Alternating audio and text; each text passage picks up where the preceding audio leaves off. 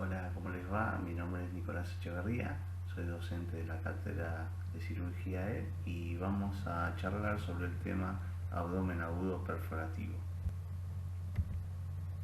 Vamos a definir al abdomen agudo perforativo como un síndrome, o sea, un conjunto de síntomas que va a estar caracterizado por dolor, que es el síntoma cardinal en cualquier cuadro de abdomen agudo, y va a estar acompañado de contractura abdominal. Esta contractura va a estar causada por la perforación de una víscera hueca. ¿Qué características va a tener específicas este cuadro? Bueno, va a ser de comienzo brusco, el dolor va a ser muy intenso y va a ser constante desde que comienza el cuadro, que lo va a diferenciar de otros cuadros de abdomen agudo. Va a tener un predominio del ilio, o sea, de la parálisis de la motilidad intestinal, que también acompaña a otros cuadros de abdomen agudo, pero que en general el abdomen agudo perforativo se va a manifestar más tardíamente, secundario al cuadro de peritonitis generado por la perforación. Y va a generar en el paciente una alteración de su estado general a nivel de los órganos, con una afectación sistémica muy importante que va a terminar en última instancia con afectación multiorgánica, shock, y va a llevar al paciente hacia la muerte. Podemos dividir al abdomen agudo perforativo en varias etiologías o causas. Por un lado tenemos las causas traumáticas, las que son secundarias a procedimientos eh, endoscópicos o raspados en el caso del aparato genital, que se consideran iatrogénicas, y después tenemos las traumáticas generadas por traumatismos abiertos o traumatismo cerrado abdominal. Pero nos vamos a enfocar, ¿sí?, en las no traumáticas, siendo las causas principales las úlceras gastroduodenales, principalmente. Después vamos a ver más frecuentemente las úlceras duodenales, pero generalmente hablamos de causa como las úlceras gastroduodenales en su conjunto. Como otra causa también frecuente, después de las úlceras, tenemos la diverticulitis perforada, seguida de la apendicitis perforada, con afectación a veces de la base del ciego, los tumores de colon perforados, y ya causas menos frecuentes, un divertículo de Meckel perforado. Causas secundarias son isquemia intestinal, que si bien van a estar dentro del cuadro de abdomen agudo vascular, como finalización del cuadro va a generar la perforación de la pared intestinal y por consecuencia va a terminar siendo un abdomen agudo perforativo. Secundario, megacolon tóxico, cuerpos extraños, piometría, que es la acumulación de pus dentro de la cavidad uterina, que se da generalmente en personas mayores y que va a terminar como consecuencia también en la perforación. Entre otras, tenemos múltiples otras causas, también las afectaciones del intestino delgado, las enfermedades inflamatorias como Crohn y colitis ulcerosa, que pueden dar secundariamente perforaciones intestinales.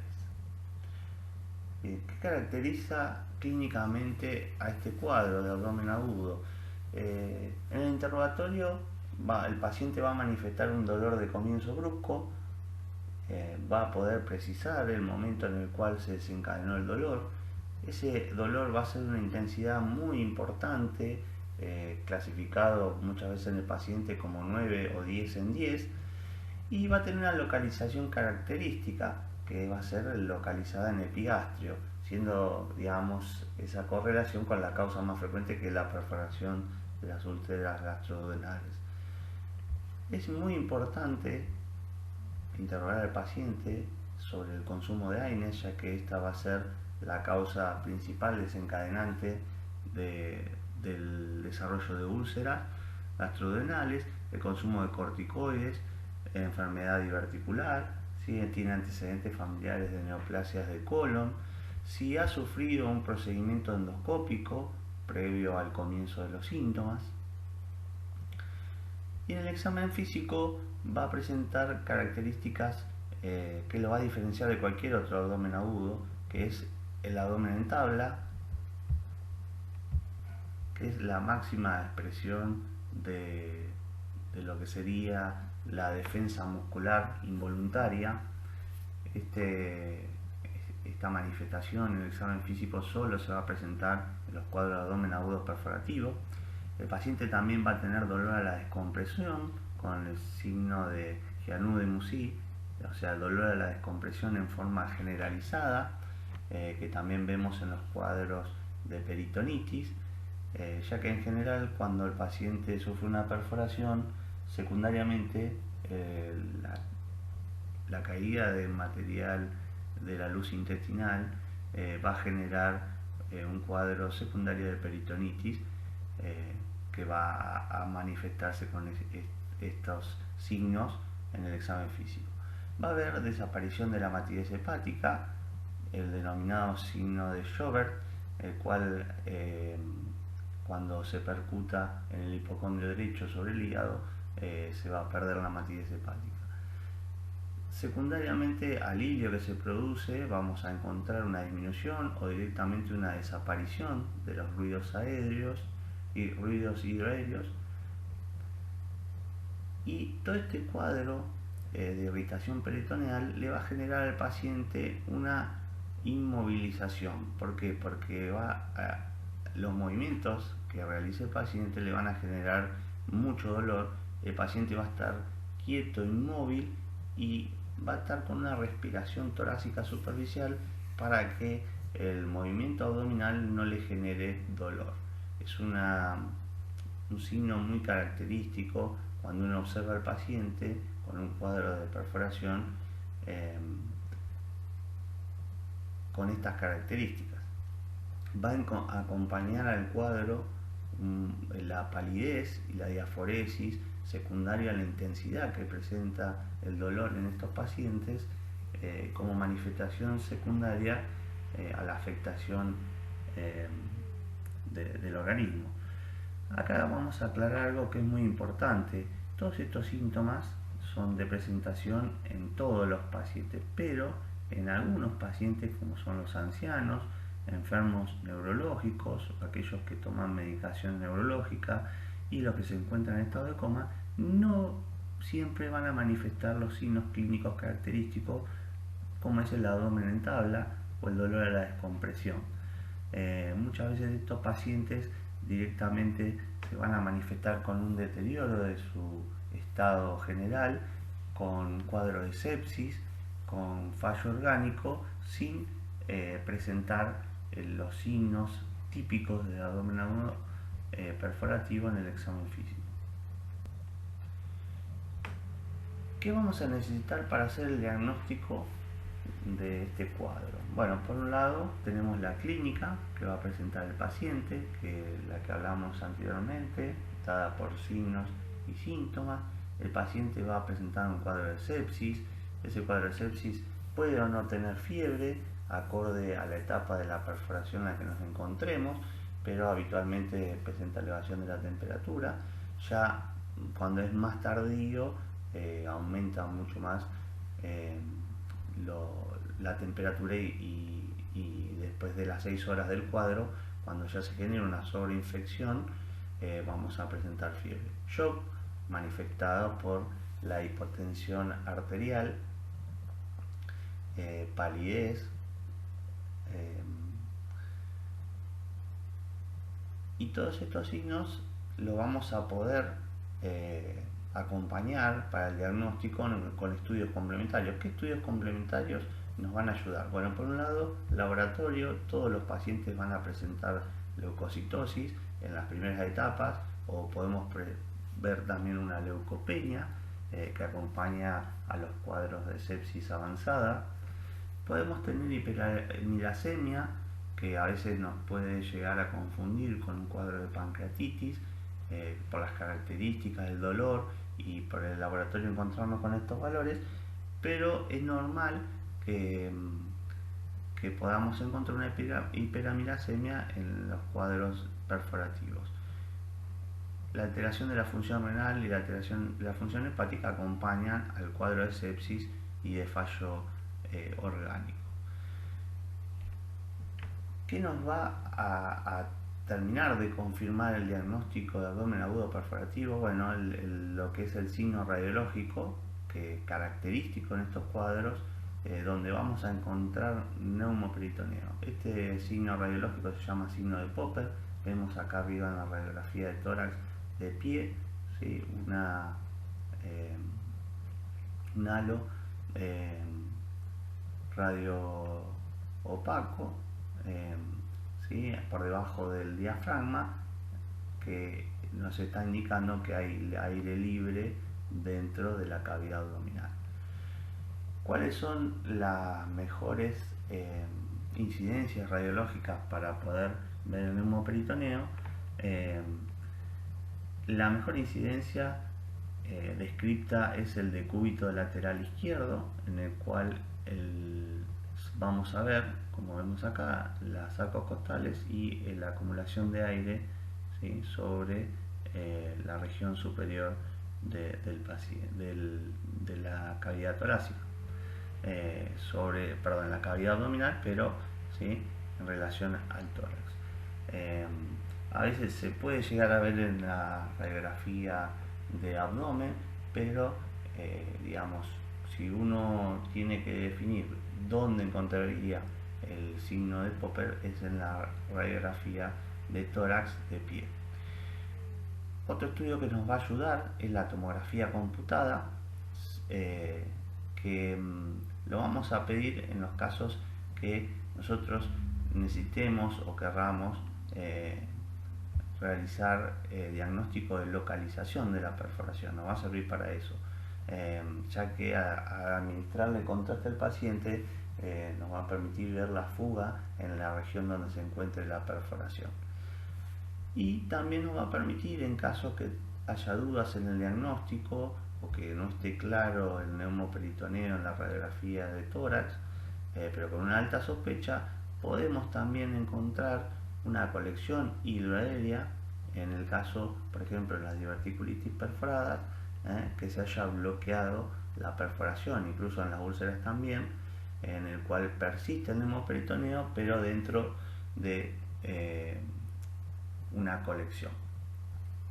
Es fundamental conocer esto, que en los pacientes que sospechemos un abdomen agudo perforativo está contraindicado la administración de contrastes varitados, porque van a llegar a la cavidad peritoneal y van a generar una toxicidad por la absorción, y las endoscopías, porque vamos a generarle al paciente un aumento en el diámetro de la perforación. Acá vemos arriba a la izquierda una radiografía de tórax con signo de Popper, con neumoperitoneo, ¿sí? Subdiafragmático. Y vemos una tomografía donde se ve el hígado y vemos bien manifiesto acá la acumulación de aire que está libre en la cavidad abdominal. Y en la de abajo vemos una tomografía donde vemos el estómago con contraste hidrosoluble en su interior y la fuga de contraste por encima del hígado, acompañando a aire libre, que nos habla de una perforación probablemente de origen gastroduodenal, por la localización. Habitualmente, cuando las perforaciones son en la región del colon sigmoides, la vamos a ver en el hemiabdomen inferior. Podemos encontrarnos con algunos signos radiológicos que tenemos que diferenciar con un verdadero neumoperitoneo, como son el signo de Chilaiditi, que vemos en esta radiografía de acá, que es una interposición del ángulo hepático del colon, el cual se encuentra por delante del hígado y se puede confundir con un signo de neumoperitoneo. Fíjense, acá tenemos un neumoperitoneo y la diferencia con el signo de Chilaiditi. Obviamente el paciente con este signo no va a tener las manifestaciones clínicas de un paciente con una perforación. Otros signos radiológicos que debemos diferenciar es el neumotórax basal, y en el caso del absceso sufrénico, ya que vamos a encontrar un nivel hidroaéreo localizado en la región, ¿sí? Sufrénica. Como patología que hablamos, principal del desarrollo del cuadro de abdomen agudo perforativo, tenemos las úlceras gástricas y duodenales. Generalmente representan el 10 al 15% de todas las úlceras. Son más frecuentes las duodenales que las gástricas, pero las gástricas van a generar mayor mortalidad en los pacientes por generar mayor repercusión por la peritonitis química que genera. Las úlceras duodenales se generan en la región anterior del duodeno y se perforan hacia la cavidad abdominal, lo que va a generar todo el cuadro y los síntomas. Secundariamente una peritonitis por el volcado del contenido. Pero también hay úlceras duodenales posteriores que habitualmente se manifiestan no por perforación, sino por hemorragia digestiva, por erosión de la arteria gastrodenal o a veces por cuadros de pancreatitis secundarios con su relación en la cara posterior del duodeno con el páncreas, que pueden generar estos cuadros, que también se pueden acompañar posteriormente de perforación. Las úlceras gástricas más frecuentemente se generan en la cara anterior del estómago, sobre la curvatura menor. Pueden darse en otras regiones anatómicas del estómago, pero la localización más común donde la vamos a encontrar es su cara anterior. Cuando las úlceras gástricas se generan en la cara posterior del estómago, van a drenar hacia otras cavidades de los epiplones y en este caso los síntomas a nivel abdominal o las manifestaciones de peritonismo van a ser más tardías. Los signos y síntomas que presenta el abdomen agudo perforativo se considera una urgencia que debe ser resuelta lo antes posible. ¿Cuál es ya habíamos visto anteriormente, lo volvemos a repetir, la manifestación clínica de comienzo es el dolor localizado en epigastrio, que es de comienzo brusco, muy intenso y que luego se va a irradiar hacia todo el abdomen. Se puede irradiar hacia los hombros, hacia la región dorsal, y también por irritación diafragmática, va a generar lo que dijimos hoy, una omalgia. El paciente va a estar inmóvil con una respiración superficial, secundario a lo que le genera la irritación peritoneal de la perforación. Acompañando todos estos signos el paciente va a presentar sudoración, taquicardia, puede presentar fiebre, que generalmente se presenta más tardíamente y va a acompañar el cuadro deshidratación por pérdida electrolítica a través de la perforación y un hilio por parálisis, en este caso un hilio secundario a la peritonitis por el volcado del contenido gastrointestinal hacia la cavidad. Y el estadio final de este cuadro va a ser sepsis y shock. Puede pasar que las úlceras o la perforación diverticular se bloquee por el epiplom y el dolor desaparezca, cambiando las manifestaciones clínicas del paciente, o a veces el dolor disminuye en intensidad pero se hace más manifiesto los signos de abdominales, como es el dolor a la descompresión general. Entonces, el diagnóstico de las úlceras gastrointestinales, como dijimos hoy, es fundamental interrogar si el paciente presentó consumo de AINES o presenta utilización de consumo de corticoides por alguna enfermedad que tenga, generalmente las enfermedades reumáticas o articulares. Si el paciente pueda llegar a tener un síndrome de Zollinger-Ellison, en el cual tenga aumentada la producción de ácido clorhídrico. También la presencia del Helicobacter pylori se asocia a la generación de úlceras gastrointestinales, y el tabaquismo también como factor productor de úlceras. También es fundamental preguntarle al paciente si tenía síntomas previos relacionados con reflujo o dolor retroesternal por la mayor producción de ácido clorhídrico.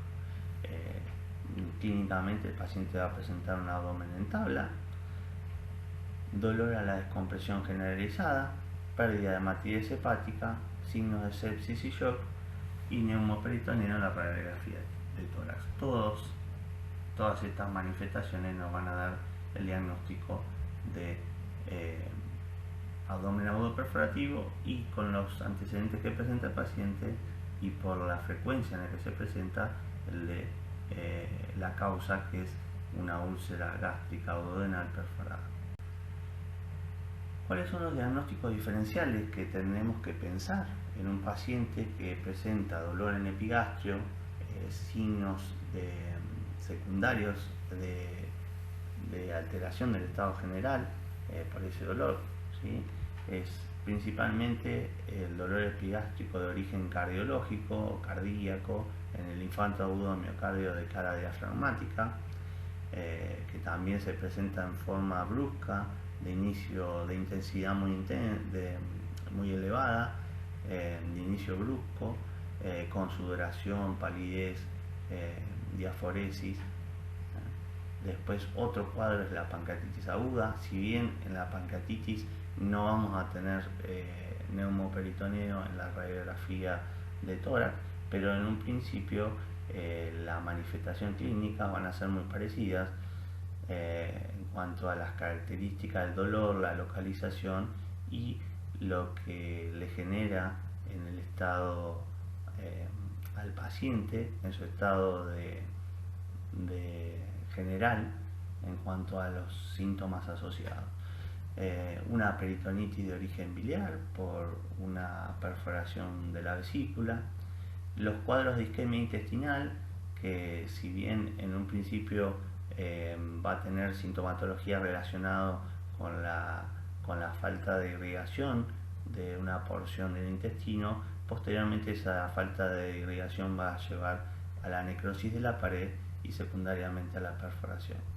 En el caso de las diverticulitis complicadas, que son la segunda causa más común después de las úlceras gastroduodenales, habitualmente se manifiestan con síntomas más solapados, tardan más en generarse el cuadro típico de perforación con el abdomen en tabla, dolor a descompresión en forma generalizada, y el paciente va a tener síntomas previos relacionados con el proceso inflamatorio.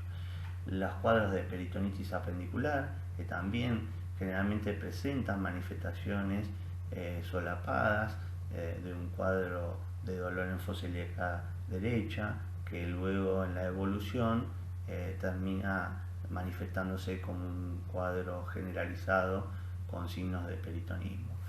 Los cuadros también que afectan, en este caso, la torsión de ovario, que es un cuadro que va a generar la falta de flujo hacia el ovario, se va a manifestar con un dolor de comienzo brusco, de mucha intensidad, que si bien es de localización en el abdomen inferior, pero bueno, también nos va a generar posibilidad de diagnóstico diferencial con un cuadro de abdomen agudo perforativo y de úlcera gastroduodenal. Bien, ¿cuál es el tratamiento? Este tratamiento es en general para todos los cuadros de abdomen agudo perforativo, pero bueno, particularmente para lo que es la úlcera, vamos a colocarle al paciente una sonda nasogástrica para poder descomprimir el contenido gástrico. Vamos a colocar una sonda vesical para poder medir la diuresis, que es lo primero que se va a alterar en la función renal en los cuadros de sepsis. Vamos a hacer una buena reposición hidroelectrolítica con una corrección del medio interno que se va a alterar por el cuadro de peritonitis, y una antibiótico terapia de amplio espectro. Habitualmente se usa ampicilina más surfactan, piperacilina más surfactan, porque si bien en un comienzo, las primeras 6 horas, el cuadro es de peritonitis química, secundario al volcado de ácido clorhídrico o de bilis hacia la cavidad, posteriormente van a haber un sobrecrecimiento bacteriano y va a convertirse la peritonitis química en una peritonitis bacteriana purulenta que va a empeorar aún más el cuadro. ¿Cuál es el tratamiento definitivo? En realidad todas las abdómenes agudos perforativos son de resolución quirúrgica, ¿sí? El paciente en última instancia siempre debe recibir una cirugía para resolver la perforación y poder realizar un lavado del volcado de líquidos a la cavidad y de también poder sacar los restos de pus o en el caso de peritonitis generalizada hacer un lavado de todos los cuadrantes abdominales para que el paciente pueda tener una mejoría. Son cuadros de alta mortalidad y aún operando al paciente muchas veces con eso no es suficiente para poder resolver el cuadro. La cirugía se puede hacer mediante la laparoscopía o la laparotomía, y lo que habitualmente se hace es un cierre simple.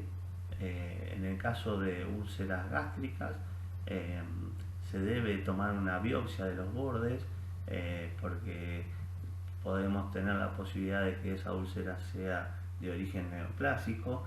Entonces la indicación es tomar una biopsia del borde y mandarlo a analizar. Y en el caso de las úlceras duodenales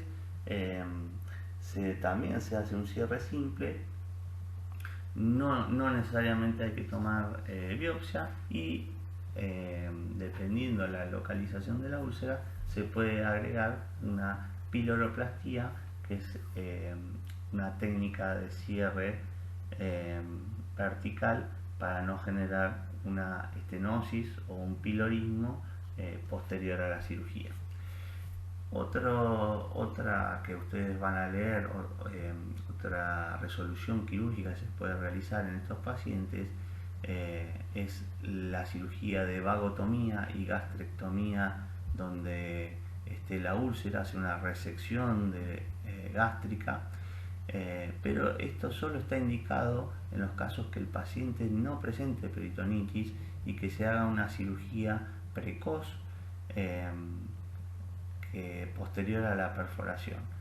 Por eso es una indicación poco frecuente que se hace muy pocas veces. Sí, este tratamiento médico es fundamental, pero no debe retrasar la indicación de la cirugía para resolver el cuadro.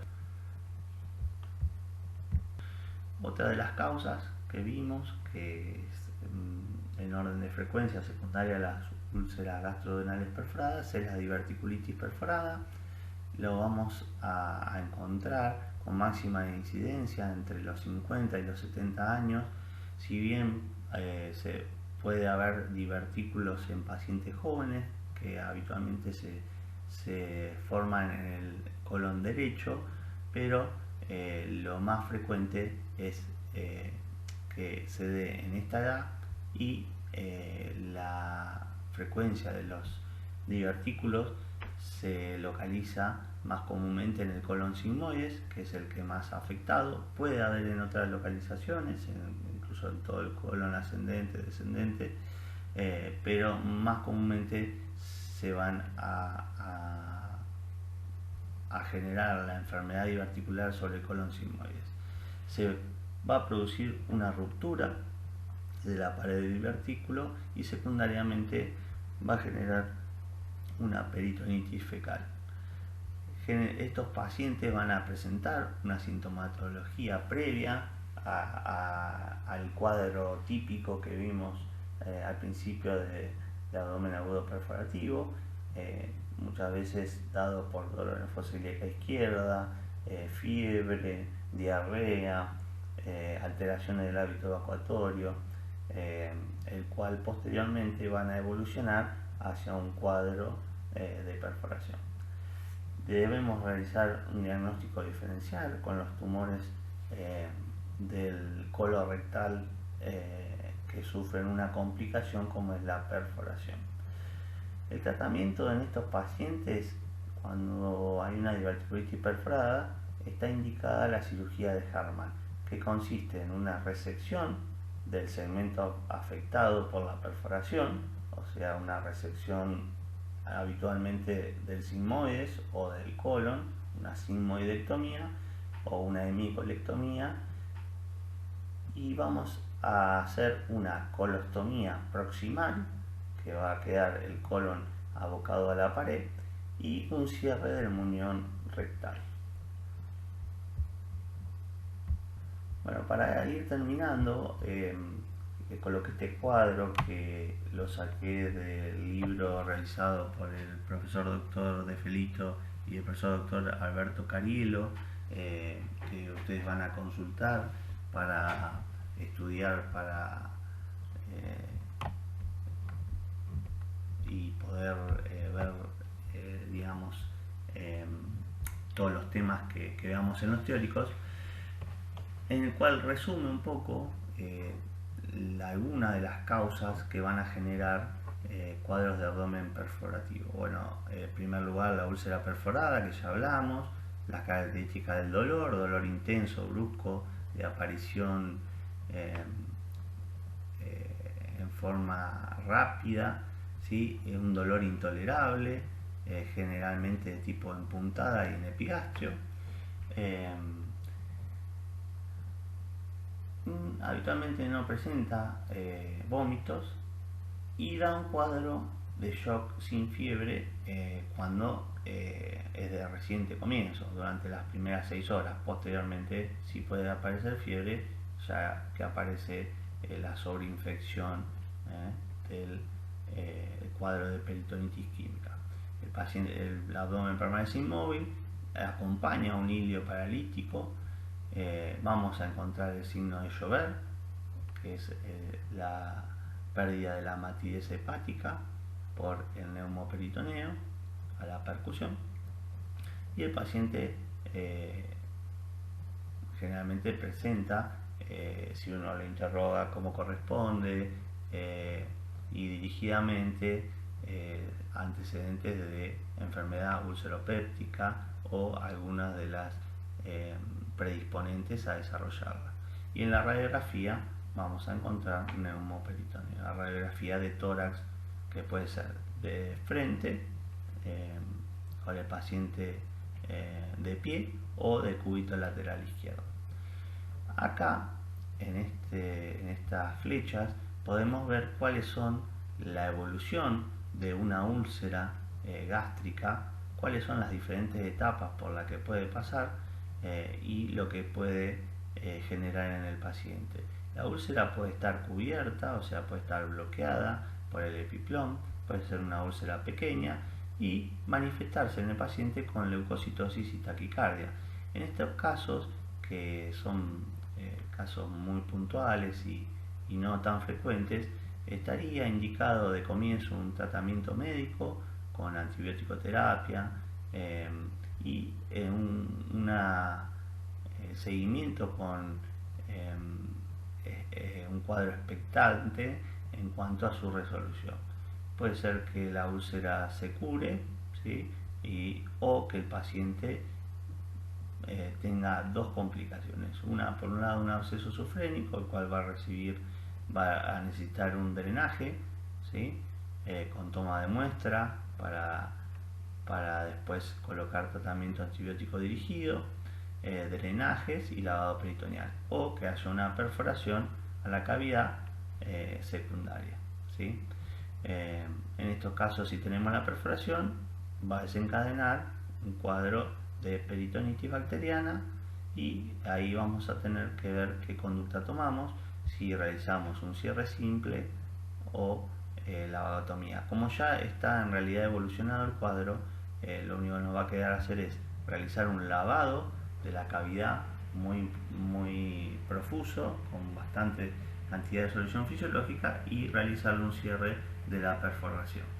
En algunos casos la úlcera puede ser penetrante hacia órganos vecinos, más frecuentemente las de cara posterior del duodeno hacia la cabeza del páncreas, y se va a manifestar más por una reacción inflamatoria a nivel del páncreas, con aumento de las enzimas pancreáticas, y habitualmente va a resolver muchas veces con un tratamiento médico. La otra que puede pasar con las úlceras es que haya una perforación libre hacia el peritoneo, ¿sí? Y depende la cantidad de tiempo en el cual uno realiza el diagnóstico y opera al paciente. Si estamos antes de las 6 horas en el cual el paciente tiene una peritonitis química y no le ha generado una gran repercusión del estado general, no tiene falla orgánica, ni tiene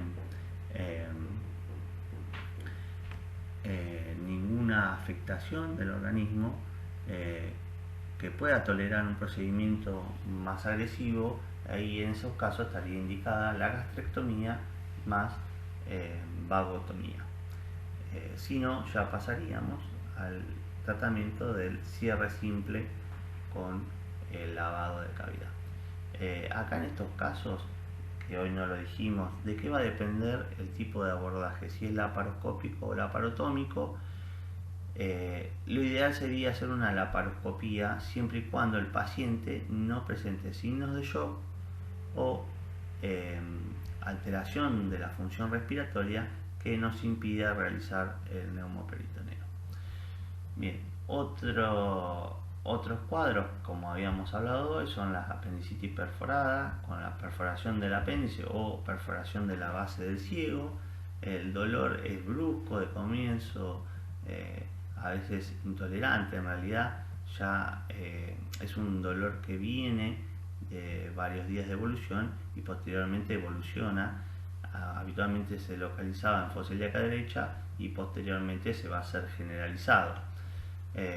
Tiene vómitos en forma frecuente, el paciente tiene shock cuando ya está evolucionado el cuadro, y ese shock va a estar acompañado de fiebre porque es un shock secundario a un proceso infeccioso. Los signos que no va a tener, que son característicos del abdomen agudo perforativo: no hay signo de llover, no hay antecedentes ulcerosos, y puede o no haber neumoperitoneo. Muchas veces, si el cuadro ya está avanzado, puede haber neumoperitoneo. En los casos de perforaciones genitales pueden ser secundarios a abortos o a realizar de raspados a través del cuello del útero, o en el caso de la piometra, que habíamos hablado hoy, que es la acumulación de pus dentro del útero, tiene indicación de realizar una histerectomía. Otras causas menos frecuentes, no son tan comunes: el divertículo de Meckel perforado, secundario a una inflamación, se desarrolla una mequelitis y posteriormente puede sufrir la perforación. La estrangulación secundaria a una hernia o a alguna brida, ¿sí?, que genere compromiso de la pared, y posteriormente una perforación. En estos casos lo que hay que hacer es una resección del segmento perforado y obviamente, lavado de cavidad y colocación de drenaje. Y por último, las causas que afectan el colon: la diverticulitis, fundamentalmente los tumores de colon que se perforan, y también puede haber un abdomen agudo perforativo en los casos que se da una obstrucción a nivel del colon, una obstrucción baja con una válvula iliocecal continente que genera un síndrome de asa ciega y por presión, aumento de la presión dentro de la luz del ciego, va a generar isquemia en la pared y por consecuencia una perforación.